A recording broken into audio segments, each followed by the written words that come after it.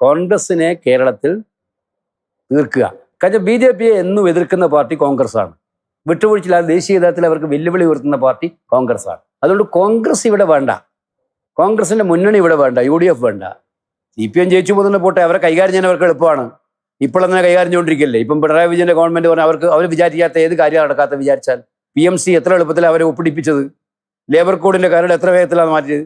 അപ്പൊ അവർക്ക് അവരെ സംബന്ധിച്ചിടത്തോളം കോൺഗ്രസിന് അങ്ങനെ പറ്റില്ല. അപ്പൊ അതുകൊണ്ട് കോൺഗ്രസിനെ തീർക്കുക എന്നുള്ളതാണ് അവരുടെ അജണ്ട, അവരുടെ നേതാക്കന്മാർ. പക്ഷെ കേരളത്തിലെ സാധാരണ BJP പ്രവർത്തനം നിൽക്കുമോ എന്നുള്ളത് എനിക്കറിയില്ല. ആ ഒരു ഡീലിന്റെ ഭാഗമായിട്ട് നിൽക്കുമോ എന്നുള്ളത് ചെയ്യാൻ പറ്റില്ല. ഇവരൊരു ഡീൽ ഉണ്ടാക്കിയാൽ തന്നെ, ഇപ്പൊ നേതൃതലത്തിലൊരു ഡീൽ ഉണ്ടാക്കിയാൽ ഈ താഴെ തട്ടിലും ഘടകത്തിലും ഇത് എങ്ങനെയാണ് കൺവിൻസിംഗ് ആയിട്ട് പറയാൻ പറ്റില്ല? അല്ല, അതാണല്ലോ പ്രശ്നം. ഇന്നത്തെ കേരളത്തിലെ പ്രശ്നം CPM എന്ന് പറയുന്നത് അവരുടെ അണികളുടെ വികാരങ്ങളെ അനുസരിച്ച് പ്രവർത്തിക്കുന്ന പാർട്ടിയെ അല്ല. ഇപ്പോൾ അതൊരു വേറൊരു കൾച്ചറിലോട്ട് പോയി. പണ്ടുണ്ടായിരുന്ന കൾച്ചറനുസരിച്ച് അവരുടെ പാർട്ടി പ്രവർത്തകൻ വളരെ ആവേശത്തോടെ വിളിച്ചു പറയുന്ന ഒരു സർക്കാരായിട്ട് നിങ്ങൾക്ക് എവിടെയെങ്കിലും കാണാൻ പറ്റുമോ? നിങ്ങൾ എവിടെയെങ്കിലും നല്ല കമ്മ്യൂണിസ്റ്റുകാരുടെ അടുത്ത് പോയി നോക്കി അവൻ ആവേശം കൊള്ളുന്നുണ്ടോ ഈ സർക്കാരിൽ? ഇവരുടെ ചെയ്തികൾ അങ്ങനെയല്ല.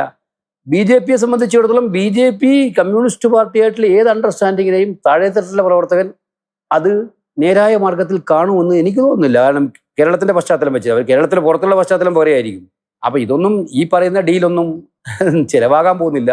ഈ രാഷ്ട്രീയത്തില് അഭിശുദ്ധമായിട്ടുള്ള ഏത് ഡീല് നടത്തിയാലും അതൊന്നും സക്സസ്ഫുൾ ആവും. അതല്ല, നമ്മുടെ ആൾക്കാർ വളരെ സെൻസിബിൾ ആയിട്ടുള്ള വോട്ടേഴ്സാണ്. കാരണം അവർ എന്തൊക്കെ പറഞ്ഞാലും അവിടെ കയറുമ്പോ ആർക്ക് കൂത്തണം എന്നുള്ളത് 2-2 4 2-2 0 ആവും ചിലപ്പോ അല്ലേ.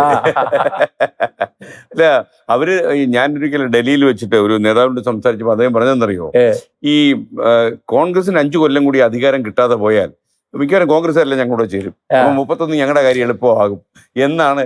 അവർക്ക് തെറ്റുപറ്റിപ്പോയി. കോൺഗ്രസ് എത്ര കാലം വേണമെങ്കിലും അധികാരമില്ലാതെ ശക്തമായിട്ട് നിൽക്കും. തിരിച്ചാണ് സംഭവിക്കാൻ പോകുന്നത്. CPMന് അധികാരമില്ലെങ്കിൽ ബംഗാളിൽ സംഭവിച്ചത് എന്താണ്? CPM നേതാവല്ല കേട്ടോ ഈ പറഞ്ഞത്. ആയിക്കോട്ടെ. അതാ പറഞ്ഞത് BJPയുടെ കണക്കൂട്ടിലൊക്കെ തെറ്റുവാൻ പോവാണ്. ഞങ്ങൾ ഇപ്രാവശ്യം അധികാരം പിടിക്കുന്നുള്ള കാര്യത്തിൽ ഞങ്ങൾക്ക് സംശയമില്ല. പക്ഷെ അധികാരമില്ലാതെ 10 കൊല്ലം ഞങ്ങൾ നിന്നില്ലേ? എന്തുമാത്രം പീഡനമായിരുന്നു. കേന്ദ്രത്തിലും സ്റ്റേറ്റിലും അധികാരമില്ലാതെ, കേന്ദ്രത്തിലും സ്റ്റേറ്റിലും അധികാരം ഉണ്ടായിരുന്ന പാർട്ടി 10 കൊല്ലമായി കേന്ദ്രത്തിലും സ്റ്റേറ്റിലും അധികാരമില്ല. ഞങ്ങൾക്ക് എന്താ സംഭവിച്ചത്? ഒന്നും സംഭവിച്ചിട്ടില്ല.